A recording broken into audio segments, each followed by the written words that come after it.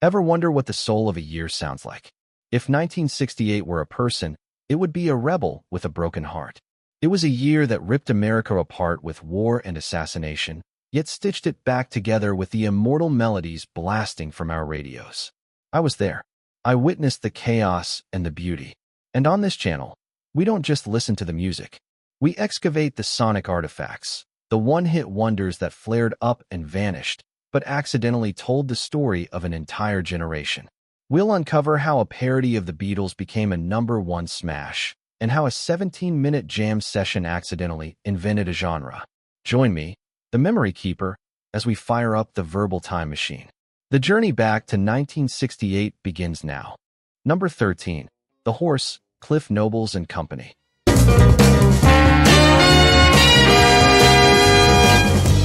Back in '68, sometimes the biggest hit came from where you least expected it, the B-side of a vinyl single. And that's the secret of The Horse. It was never meant to be the star. It was just the instrumental track from the A-side song. Love is Alright. But DJs, in a stroke of genius, flipped the record over and made history.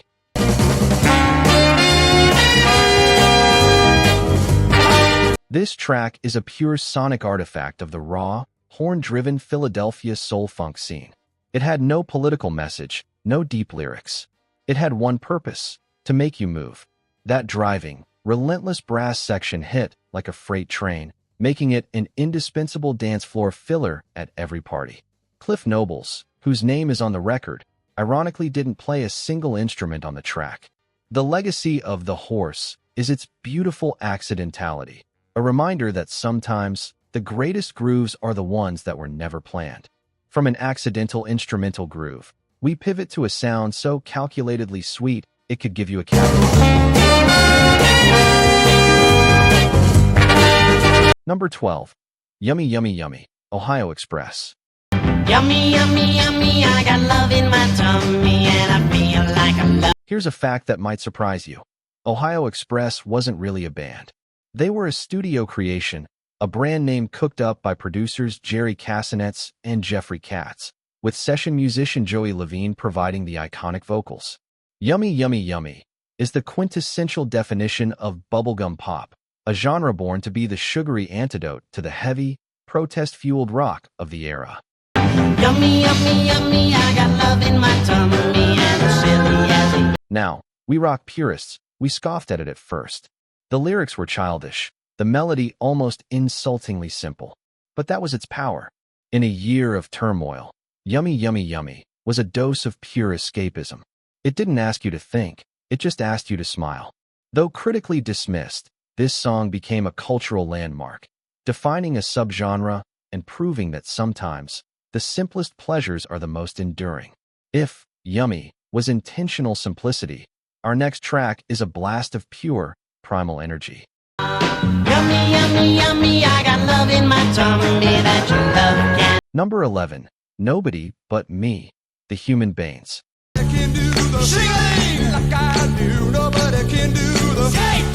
What many people don't realize about this high-octane hit is that it's a cover.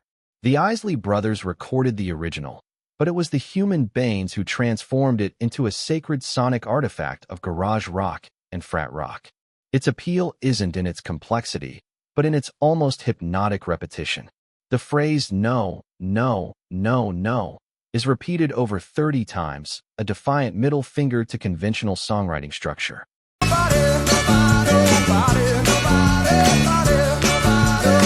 This was the sound of sweaty basements and wild college parties, pure adrenaline compressed into 2 minutes and 17 seconds.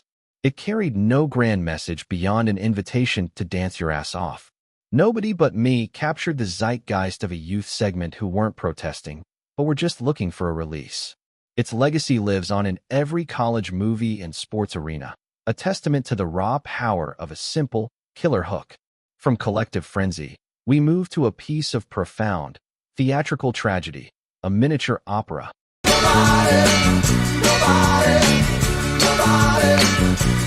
Number 10. Eloise, Barry Ryan.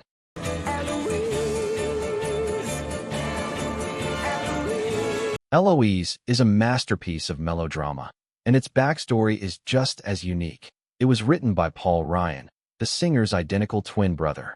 Paul, after suffering a breakdown from the pressures of fame, retreated from the spotlight to write, and Eloise was his magnum opus. The song's 5-minute-plus length, its multi-part structure, and its grandiose orchestration were clearly influenced by another ambitious hit from that year, MacArthur Park.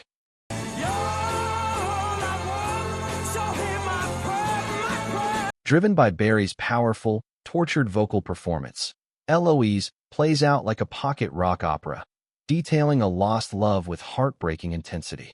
It was a colossal hit across Europe, topping the charts in 17 countries. In the States, it remains more of an obscure gem, a lesser-known classic for those who appreciate epic heartbreak.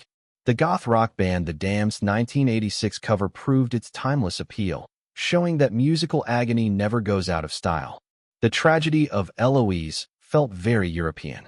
Now let's head back to the States for a sound that was pure, sun-drenched, West Coast psychedelia.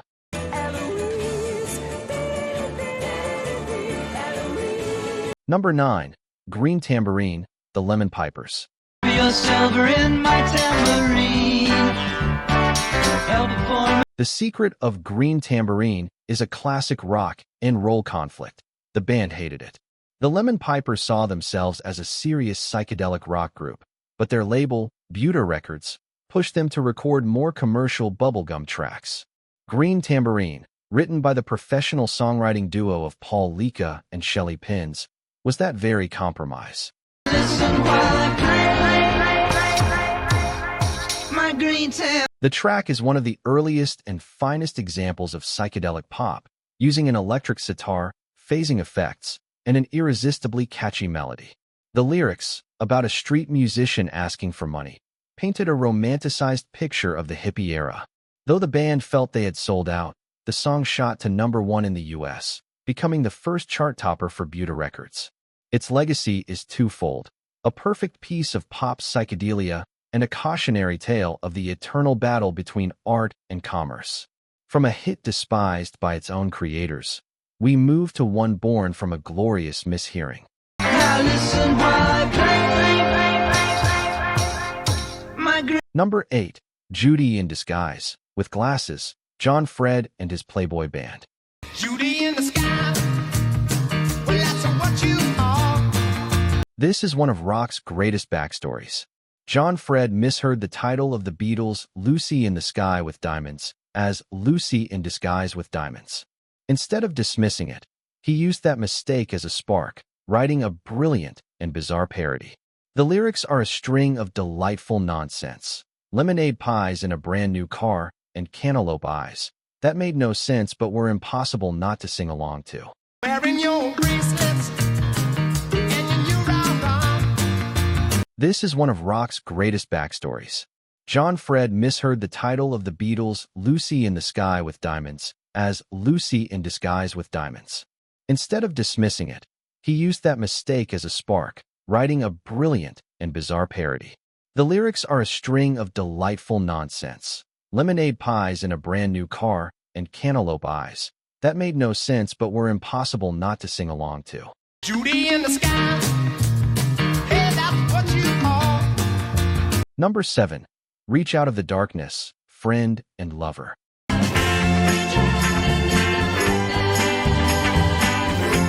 If one song could perfectly bottle the fragile optimism of the hippie movement in 1968, this is it. Performed by the husband and wife duo Jim and Kathy Post, this track was a cultural seismograph, capturing the tremors of a generation desperate for connection and peace in a year defined by violence and division.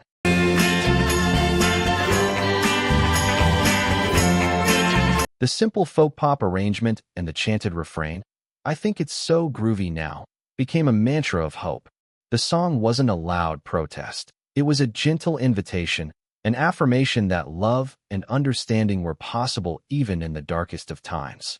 It perfectly captured the zeitgeist's undercurrent, a direct contrast to the news reports of war and riots on the evening news. Its legacy is that of a time capsule, transporting us back to the ideals of the summer of love, even as that summer was beginning to fade. From the gentle simplicity of folk pop, our journey continues to an instrumental masterpiece, a symphony for the acoustic guitar.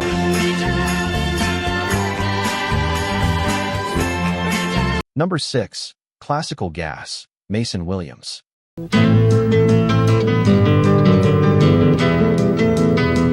Here's an incredible fact. The man behind this instrumental classic, Mason Williams, was the head writer for the massively popular and controversial TV program, The Smothers Brothers Comedy Hour. Music was his side gig. Williams originally titled the piece Classical Gasoline, intending it to be fuel for the classical guitar repertoire, but a copyist shortened the name by accident.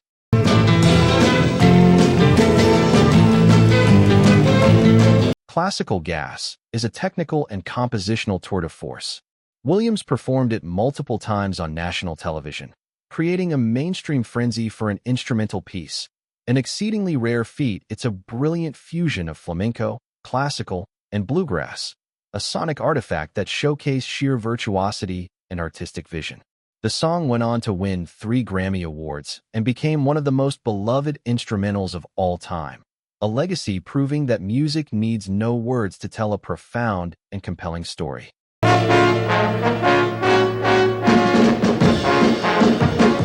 Number 5. MacArthur Park, Richard Harris.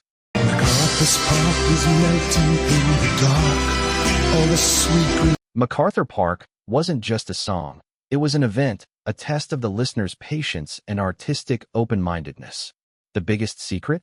The genius songwriter Jimmy Webb first offered it to the band The Association, who turned it down, thinking it was too strange.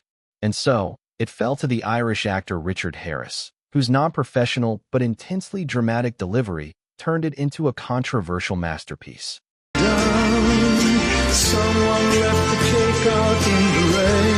At over 7 minutes long, with 3 distinct movements and surrealist lyrics, Someone Left the Cake Out in the Rain. The song shattered every rule of pop radio. Critics at the time were brutally divided. Some called it pretentious garbage. Others hailed it as a work of high art. But love it or hate it, you couldn't ignore it. MacArthur Park paved the way for the epic, complex pop rock arrangements that would follow, proving that a song could be both a commercial smash and a brave artistic gamble. Alright, let's hit pause for a second here. These tunes aren't just music, they're time machines. Which song on this list instantly transports you back to a specific memory? Drop your story in the comments. I'd genuinely love to read it. I will drink the wine while it is warm. Number 4. Fire, The Crazy World of Arthur Brown. Fire, I'll take you to burn. In 1968, if you were looking for pure, unadulterated shock and spectacle, nobody outdid Arthur Brown. Opening with the immortal declaration, "I am the god of hellfire," Brown would take the stage with a flaming helmet on his head. This wasn't just music, it was performance art, theatrical madness at its finest. Fire, I'll take you to learn. Fire is a unique sonic artifact, a fusion of psychedelic rock, soul, and pure theater. The demonic organ riff, Brown's shrieking falsetto, and the driving rhythm created an atmosphere that was both thrilling and terrifying. Sonically, its heavy, distorted sound was years ahead of its time. The song served as a crucial bridge between 60s psychedelia and the shock rock and glam rock of the 70s, profoundly influencing artists like Alice Cooper and David Bowie. It was a stark reminder that rock and roll, at its best, should always feel a little dangerous. From the raging flames of hell, we find the gentle solace of the morning, with a message that was quietly revolutionary. Fire, to destroy all you've done. Number 3. Angel of the Morning, Merrily Rush. Just call me Angel of the Morning. In 1968, Angel of the Morning wasn't just a beautiful ballad, it was a quiet declaration of independence. Its secret lies in the lyrics, which were astonishingly brave for the time. Written by the great Chip Taylor, the song tells the story of a one-night stand from the woman's perspective, completely free of shame or regret. She simply asks her lover to just call me Angel of the Morning, then slowly turn away from me. Just call me Angel of the Morning. The lyrics were considered so risque that some radio stations initially refused to play it. But Merrily Rush's powerful, soulful vocals, recorded in Memphis with the same session musicians who backed Elvis Presley, won over the public. The song became an early feminist anthem, a cultural seismograph that registered a massive shift in societal attitudes about female sexuality and freedom. Its legacy endures through countless covers, but Merrily's is the definitive, groundbreaking recording. From a woman's independence, we turn to the legendary union of a father and daughter, an iconic and unexpected pairing. Just call me angel of the morning. Number 2. Something Stupid, Frank and Nancy Sinatra. I know I stand in line until you think you have the time to spend it. How could a Frank Sinatra song be a one-hit wonder? The answer lies in this unique pairing. This was Frank's only major hit with his daughter, Nancy, and it remains the only father-daughter duet to ever hit #1 on the Billboard Hot 100. The song was originally written and recorded by C. Carson Parks and his wife, but Frank heard it, loved it, and decided to record it with Nancy. And then I go and spoil it all by saying something stupid like I... The charm of Something Stupid is its understated elegance. The gentle bossa nova rhythm and the close harmony, with both voices often singing in unison, created an intimate, almost conspiratorial mood. Still, the subject matter, a love song sung by a father and daughter, raised a few eyebrows at the time, with Nancy herself jokingly calling it the incest song. Regardless, it was a massive success, a timeless sonic artifact that bridged 2 generations of Sinatra fans and remains a staple of sophisticated lounge music to this day.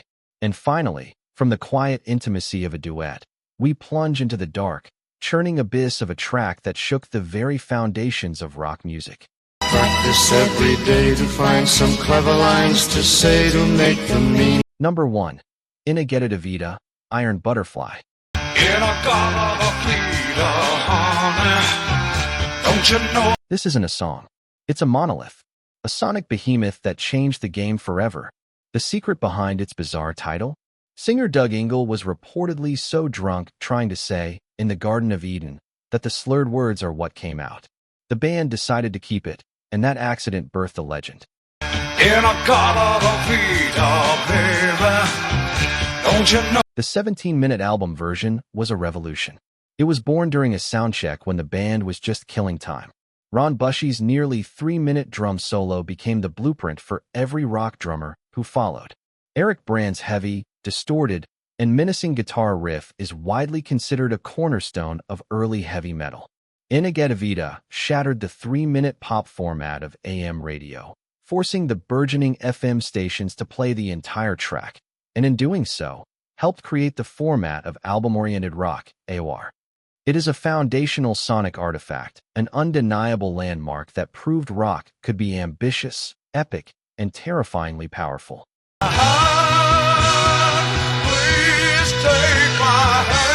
A year of extremes.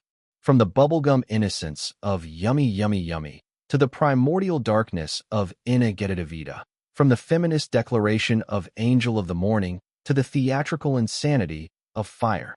These songs, these one-shot flashes of brilliance, together form the complex, diverse sonic tapestry of one of history's most pivotal years. They are proof that music doesn't just reflect the times, it helps us survive them.